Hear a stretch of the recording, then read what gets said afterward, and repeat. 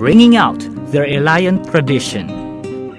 The Carmelites' commitment to justice, peace, and the integrity of creation became a beacon in those dark days of martial law, attracting more young men into its fold, as well as an emerging group of lay collaborators, later known as the Associates.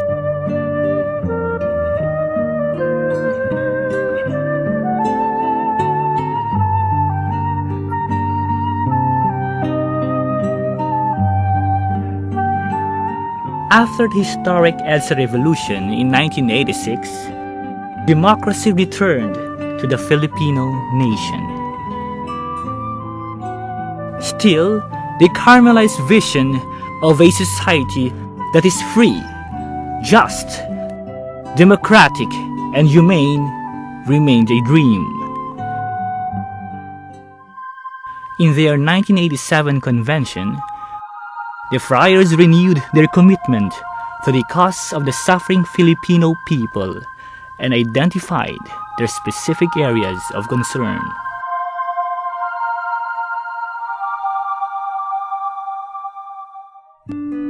The next 10 years saw the order responding to the challenge of renewing interest in Carmelite spirituality in a rapidly changing world. In the process of growing deeper into the midst of the people, the last decade of the 20th century saw the Carmelites rediscovering their vitality, creativity, and the capacity to be happy and to celebrate life. In 1991, the Carmelites partnered with the Franciscans and Redemptorists to establish the Intercongregational Theological Center, or ICTC, to provide a more socially relevant theological training for young candidates. Tapping into the immense potential for evangelization promised by a free media, the order also established the Titus Brandsma Center in 1992, heralding also the start of the Carmelite Media Ministry and the Center for Spirituality.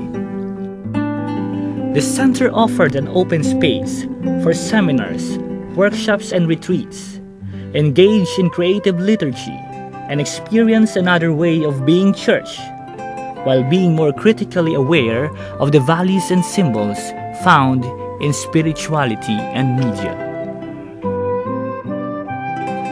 Through the Titus Brandsma Media Program, the center organizes various learning activities in support of media practitioners and their audience, enabling them to become creative and informed players and builders of community. It also gives out the biennial Titus Brandsma Award to deserving leaders in journalism and honors the martyrs of press freedom. In 1995, the Teresa of Avila building was inaugurated, an ambitious project in New Manila, an educational complex named after the famous Carmelite mystic, housing the Institute of Formation and Religious Studies of the Association of Major Religious Superiors in the Philippines, the Institute of Spirituality in Asia, the Titus Brandsma Media Program, and the General Commissariat's administration. By the start of the millennium, the Institute of Spirituality in Asia officially started its program. Envisioned to be Carmel's gift to Asia, it is a research and academic institute for the scholarly study of spirituality. Since 2001, ISA has supported research projects in spirituality studies, published reference books and journals, and conducts annual spirituality forums for a dynamic and engaging exchange of insights on lived spirituality. Not forgetting its option for the poor, the Carmelites continued to operate its pastoral programs through the BCC, credit cooperatives, and labor organizations.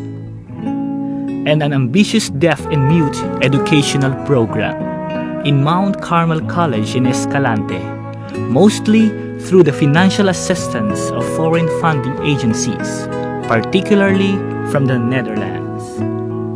One Dutch initiative that still supports several grassroots projects in the Philippines is the Jan Mulder Memorial Fund, named after Carmelite priest Jan Mulder, who came to the Philippines in 1972 and became a great friend to the poor. After his death in 2002, Father Mulder's family set up a memorial fund in his honor, which has contributed to various projects in the Philippines over the last 6 years. On the feast day of Our Lady of Mount Carmel in 2004, Carmelites in the Philippines rejoiced at a much-awaited development. After 48 years of Carmelite presence in the archipelago under the Dutch province, the Philippine General Commissariat of Blessed Titus Brandsma was canonically erected, with Father Antonio de la Cruz as first Commissary General.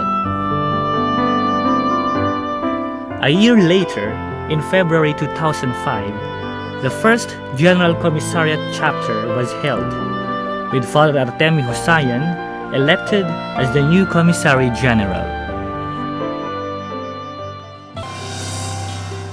With a rich and colorful tapestry of discoveries, joys, sorrows, and triumphs woven over 50 fruitful years in the Philippines, overflowing gladness and thanksgiving filled the hearts of both the religious and lay members of the Carmelite family as the order celebrated its Golden Jubilee in 2008 in a 4-day event that was graced by the presence of the Prior General, Most Reverend Fernando Millan Romeral, and the Very Reverend Albertus Herwanta, Counselor General for Asia, Australia, and Oceania. Among the activities were pilgrimages back to the roots of Carmel in Negros Occidental, Agusan, Iligan, and Isabela, bringing back memories of the past and reflections on the ongoing journey of Carmel in the Philippines. The celebration culminated in the second general chapter, which saw the re-election of Father Husayan as Commissary General. During the chapter, the Philippine Commissariat accepted the challenge to open its first mission in Papua New Guinea. 3 Filipino Carmelites, Fathers June Adeva, Reynold Caigoy, and Edwin Magbago, were appointed as pioneers of this mission in Bereira Diocese and left October of the same year. In 2009, Fathers Artemio Husayan, Peter Kramer, and Anton Hoogland visited the mission and were warmly welcomed by the people and their bishop.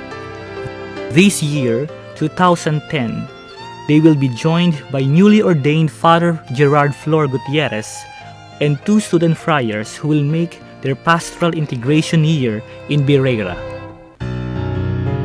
Today, Philippine Carmel has 2 flourishing parishes in Agusan and 2 in Escalante, with over 100 organized small communities, a college and 3 high schools, a boarding house for students in Cebu City, a parish in Bataan, 2 parishes in Novaliches, the Institute of Spirituality in Asia, the Titus Brandsma Center, a pilgrim center in Ormoc, and a promising mission in Papua New Guinea. These ministries are served by 32 solemnly professed Carmelites, together with 17 simple professed and 2 novices, as well as a steadily growing number of lay associates all over the country. Together, they continue growing, changing, evolving, transforming, adapting their ministries to the changing needs and challenges imposed by those in whose midst they are living.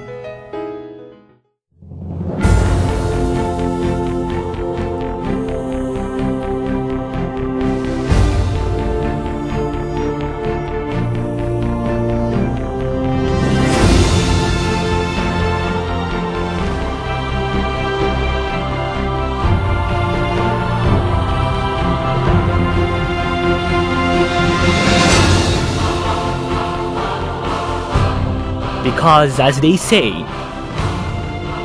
it is the journey and not the arrival that truly matters.